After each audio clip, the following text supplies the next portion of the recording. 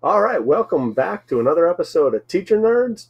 I'm here with my co-host, Joe DiPaolo. How's it going? And I'm Ron Nober, technology teacher for 3rd grade to 8th grade. And Joe, you teach? 3rd grade. All right.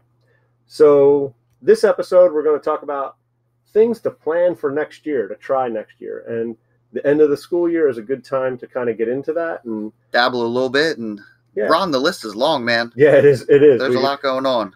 We got a lot. So, but before we start that, everybody knows what time it is. It's time for 2 Yes More, 1 No Way. All right, Joe. So movies, 2 Yes More, 1 No Way. Let's have you go first today. All right, Ron. You know, I've been thinking about this, and it's so hard to try and pick 2 yeses. Like, do you go styles? Do you go specific movies? I thought I had something in the bank, and I got up this morning, was playing around, and then all of a sudden, you know, something came up, Swingers. I'm like, oh, man, I love that movie. You know, or do you go classic? Do you go one of the Star Wars or Indiana Jones? There's so much out there to choose from. Oh man, you just just threw me off now. Well, you know what? Like this is a serious part of the show, Ron. Yeah. So I'm going to start off with a surf video genre. It was a toss up between Endless Summer, which is a classic. Bruce Brown, he has great movies out there, not just based on surfing, you know, some dirt bikes and stuff like that. He was just a fun guy. Instead of Endless Summer, I would definitely go with Searching for Tom Curran, which when I first started coming into the sport and really getting into it, that was a movie that kind of tweaked my interest and had me looking at different boards and just getting into a whole different type of surfing. So that was very interesting, and it's such a cult classic. It's only out there on VHS. Oh my God! Oh, and I have it in the bottom of my drawer. And the reason it's there is because I don't have a VHS. I was going to say you got to go buy a VCR player to play them. Yeah. My buddy was doing something for his mom when his grandfather recently passed. All the because I remember this family particularly always had that VHS camera. It reminds me very much of the Goldbergs, not the son though, but the dad. He always had the new technology. So all of those VHS tapes have been digitized, I guess. Yeah. So that's my buddy Ken. He's hopefully going to do that for me sometime with that. But that's my first one. So my second one, you know, like I have no clue where to go. There's so many great movies out there. So I will take just Quentin Tarantino and say either Pulp Fiction or Reservoir Dogs to try and pick between those two. And I mean, he's got that genre, you know, like that fast cut scenes and great music, great dialogue, and the actors, you know, like the Kill Bill series and all that. But I would have to say it would be a toss up between Pulp Fiction and Reservoir Dogs. All right. For my second one, and my no way would have to be any musical. Oh, I can't do it. And you know, sometimes that has kept me out of the theater, which is probably bad. And the few times I have been there, I'm like, you know what, it's okay. I can deal with it and everything else that goes along with it, but just musicals, I can't, not into. And I would have to agree there. However, I just had one of the 5th graders say to me, Mr. Nober, you got to see The Greatest Showman. And I was like, absolutely not. Not going to watch it. I don't like musicals. My wife doesn't like musicals. I think she wanted to go see Dreamgirls one time. Okay. And when that was out, we walked out. Like 15 minutes in, just split. But we put on The Greatest Showman. It was amazing. Now, I don't even know what the premise of that is. It's about P.T. Barnum. Oh, okay. And Hugh Grant. Not Hugh Grant. Hugh Jackman. Plays P.T. Barnum. P.T. Barnum sings in it and is amazing. Huh. Yeah. Interesting. Wolverine. Yeah. So that was amazing. Great. We actually downloaded the soundtrack. Wow. That's how good the music was. Interesting. So yeah, musicals. I'm pretty there with you most of the time, but that was a pretty good one. I'll check it out. When I came back and told the 5th grader that I loved it, and I told my wife that one of the kids recommended it, she's like, Mr. Nober, you got to tell her you recommended it.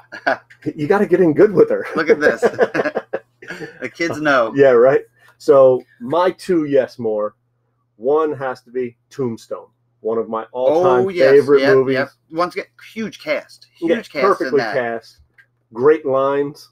You know, one of my favorites, I'm your Huckleberry. Like one of my favorite lines ever. So that was one of my definite 2 yes more. Can watch it anytime that it's on. Yep, and it's on quite a bit. Yep. TNT plays it all the time. Yep. Showtime has it running quite often. Yeah, I bought it on DVD just because I always want to have it. And my other one is Bronx Tale. Oh yeah, okay, Ron. Like, I can put that on anytime. That's a Collagio, right? Yeah. See. Yep. Nice. De Niro. And again, there's one scene when all the bikers come into the bar and he just locks the door. Now you can't leave. I love that. That's a classic line. One of my favorites. My 2. That's funny. That's my dad. That's one of my dad's top picks too. Yeah, Bronx Tale. Yeah. My 1 no way has to be any kind of rom-com. Really? Yeah, I can't get into the romantic comedy stuff. Okay. Yeah, I mean, me either. It's not my thing. So.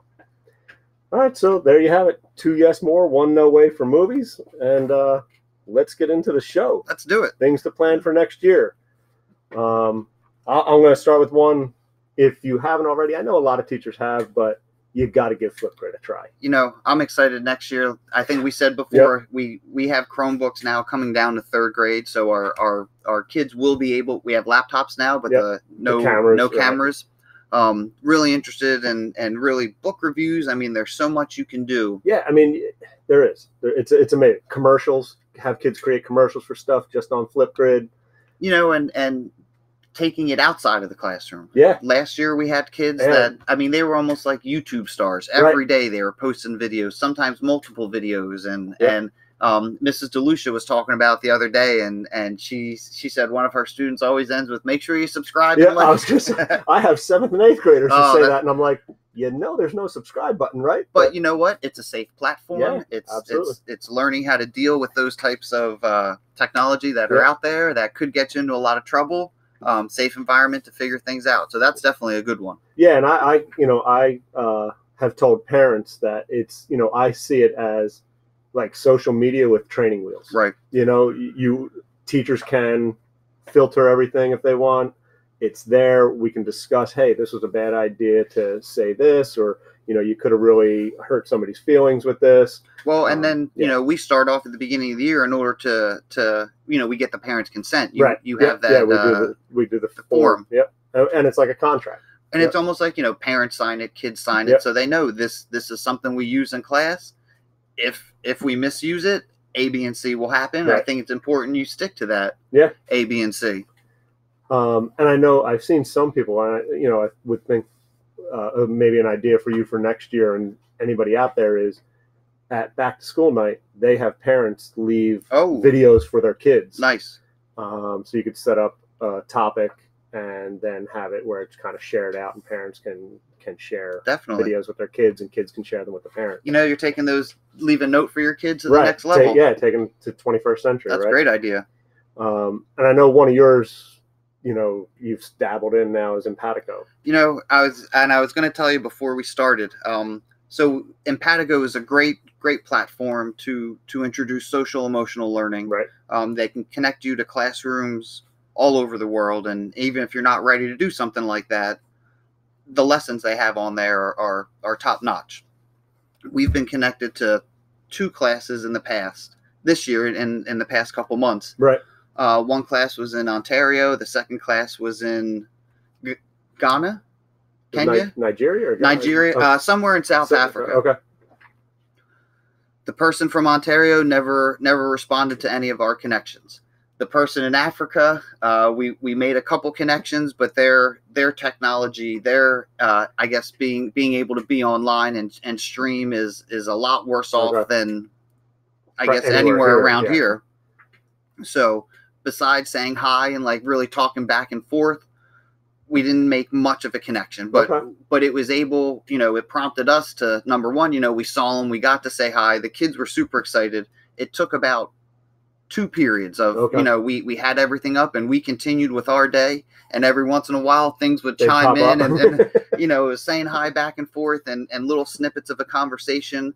And then the teacher and I email him back. And his last email was, I need to try and get a better subscription to whatever web service or whatever. Yeah. So a couple weeks went by and I'm responding, hey, how you doing? How's everything making out? Maybe we can try and hook up this Thursday. And nothing happened. So we had to disconnect the friendship. Okay. Well, we just got an email today from Empatico saying we've hooked you up with someone else, and now it's at, I think I was thinking Nigeria, because now it's at a school in Nigeria. Oh, okay. All right. So you know, we'll see what happens with that. Yeah, you know, why not? And I like that they, you know, you can stop, you can stop the friendship or whatever, and they'll give you another school. When we first heard of this platform through Michael Dunlea at Tabernacle, you know, they had said his cooperating teacher, Stacy, actually said, you know what, if you need to terminate the friendship, you can. And my first question was, why would you need to terminate it? And she goes, well, you know what, things happen. Right.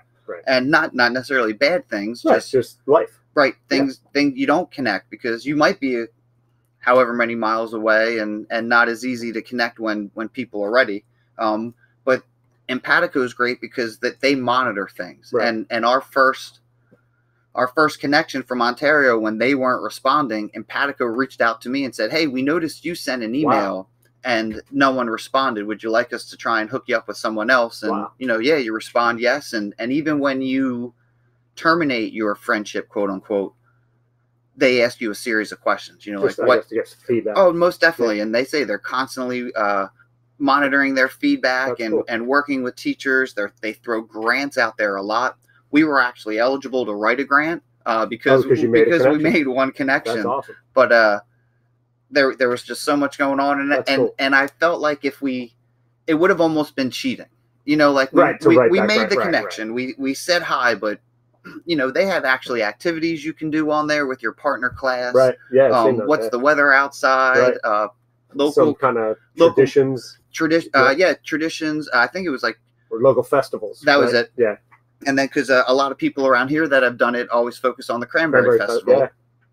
Yeah. The kids are cartographers, so they go around and make maps of the school and the surrounding area. What's the weather outside? So there's a lot of cool things you can do, and it just takes, you know, your small classroom and opens the kids' eyes up to what's going on in the world. And just that, there are other things going on and problems that people have. Ron, the experiences you hear about people using this, and the kids start asking questions like, you know, how come those kids always have the same T-shirt on? Or why are they just in one small room? Or why is there nothing in the room? It starts to open their eyes up, and it's that empathy again, right? Oh, it tugs at the heartstrings, Ron. It's tough, but it's a great platform, and it's free. Right. It's a free platform. That's amazing. And it was founded by the gentleman who owns Kind Bar. The Kind Bar guy. Yep. Right, cool. And I forget the backstory and everything, but it's heart tugging, and I think it was his father or grandfather was a Holocaust survivor. Okay. See, I was going to say immigrant, so that takes it even. That's.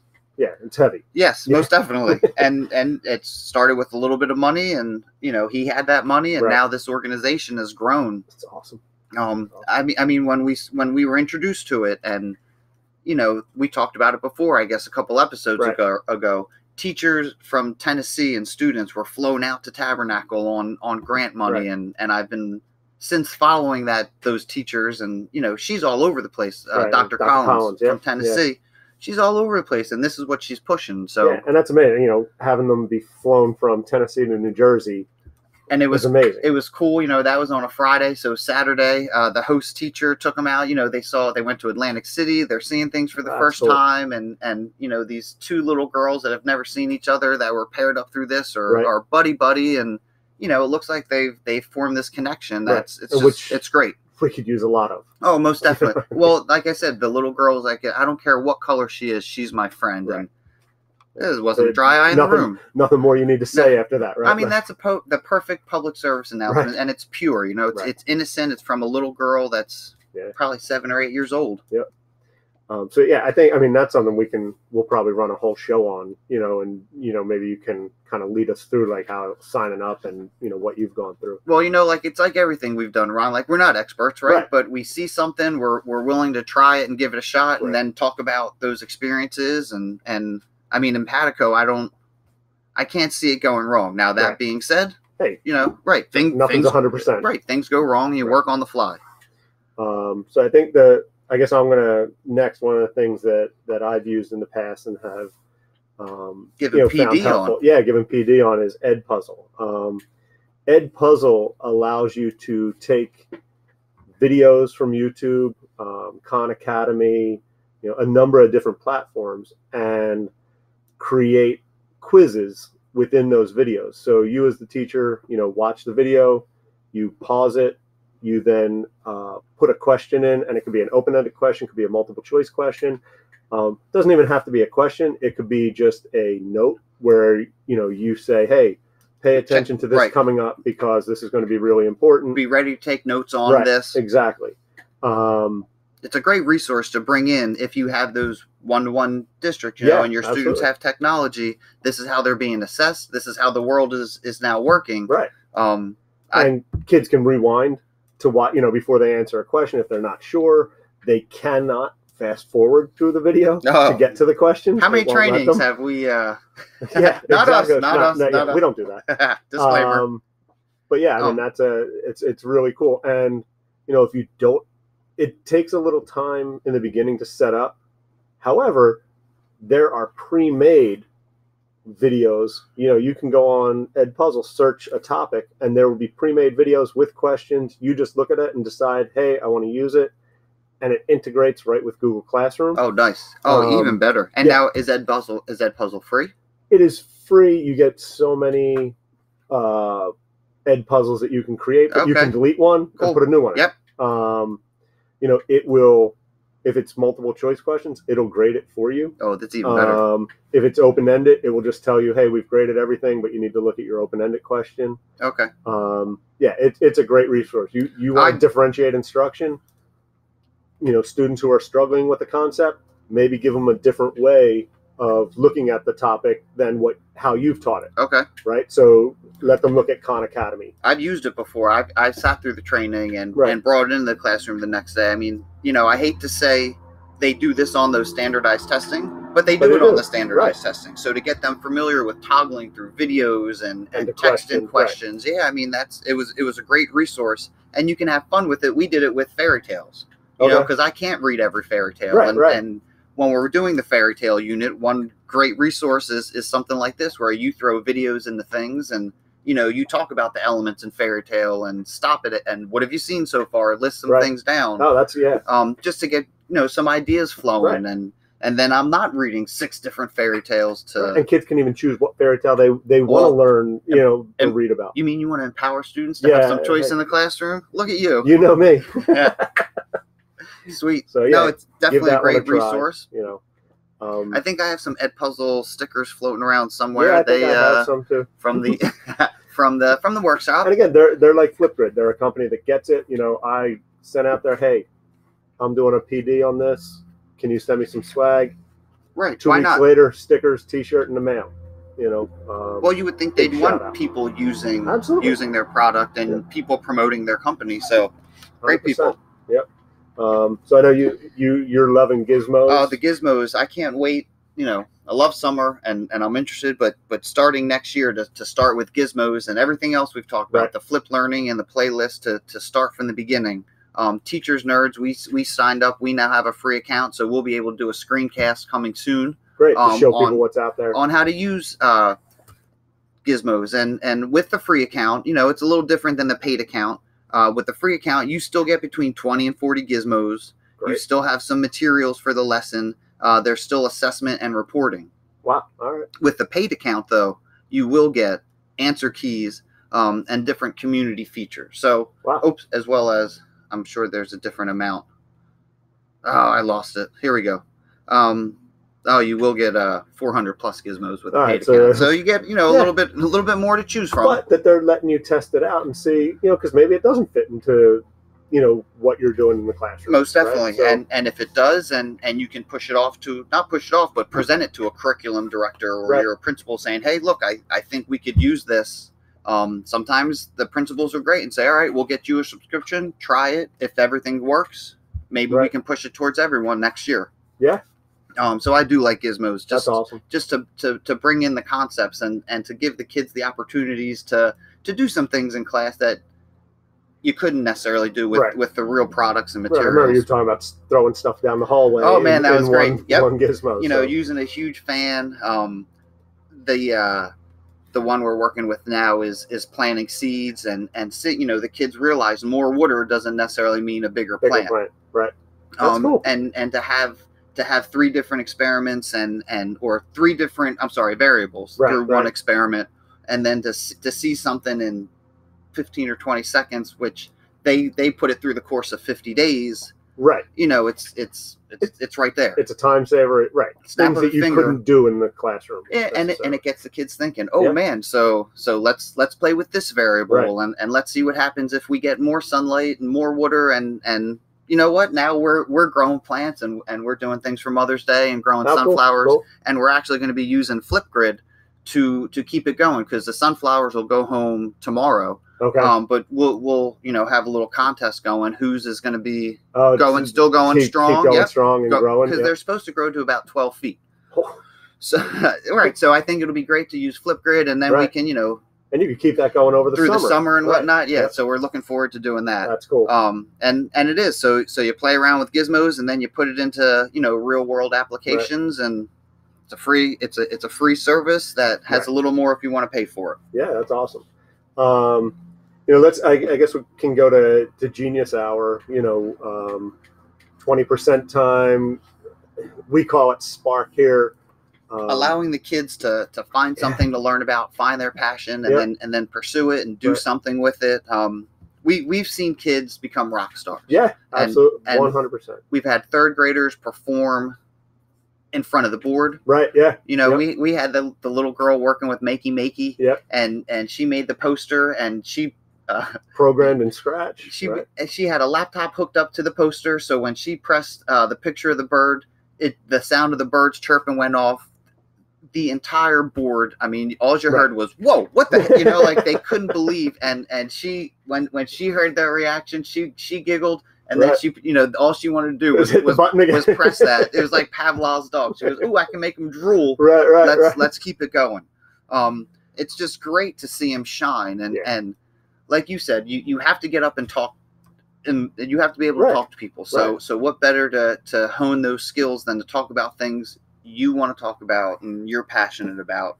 And I think, like, one of the things that, you know, I like that Don Wettrick has done with Genius Hour, his innovations class, is he talks about the rule of thirds, right? So your project has to be able to hit these 3 rules that he has. One is, are you passionate about it? You know, is it really something you're really interested in? And, you know, even when the struggle happens, you're still going to want to continue. Right. That's passion. Struggle happens. Things happen. Exactly. Are you going to learn some new skills from this, you know, project? And third is, are you going to be able to impact someone else other than yourself? Help someone else. Right. Again, you're not just doing it for you. Don't be a taker, right? Is that what I forget what they talk about? Be a maker, not a taker. Something like that. But yeah, I think if you do Genius Hour, you know, where you're giving the kids an hour a week, or, you know, look, if you can do it more, great. Well, I know when we first started talking about it, 20% time, I took it literally. I'm like, Ron, that's like 7 periods a week, I think. I don't know how to make that happen. And it was great because we moved it to 1 day, 1 period. Right. And the kids have opportunities. I mean, there's downtime in the classroom. Let's face it. And when you have that downtime, why not work on your Spark project? Right. You know, and not that kids, there's plenty of things to do. Some kids do say, well, I'd just rather read, and I'm never going to stop that. No. But when you have kids say, ooh, can I get into this, and can I work on my website to show? And I know that was one thing I struggled with, and, you know, thinking, well, how am I going to help everyone? And I think you were like, not every kid has to go and cure cancer. Right. You know, and when talking to another teacher, a kid wanted to start to study Minecraft, and it was a 4th grade teacher who's doing Spark, and she goes, well, I don't think you could just study Minecraft, you know, so how can you help? So the kid ended up trying to figure out something to do with Minecraft and kids that maybe might be missing a limb or something like that. And I kind of said, well, even if they just wanted to study Minecraft and help And do a tutorial video on how to get started. This is how you get started. Yeah. This is the best element to make with, and this is how. So, and that was big. And the second big, or I guess another big thing would be giving them that free reign. Right. That's scary. Yeah, absolutely. And I think, like you said, I mean, it doesn't have to be this gigantic thing, but the more you do it, the bigger the projects can become. Most definitely. And you have kids out there. I know you were saying the other day, like you have some student who wants to learn guitar. Yes. Learn to write music and create songs. I mean, you might have a kid out there. I know with like America's Got Talent and all those, ventriloquism has become super popular. Okay. So maybe you have the kid who wants to learn about ventriloquism, and, they could build a puppet. They could, watch videos on how to do ventriloquism, and maybe then they could do a performance for a class for a younger grade. Right. Well, and that's, we've talking about that little girl with guitar. We've hooked her up with the middle school girl, right? Who's done podcasts in here, playing her songs. Yeah. Which was Mr. Winkleman, right? Yeah. Didn't Mr. Winkleman set that up for her? He set it up.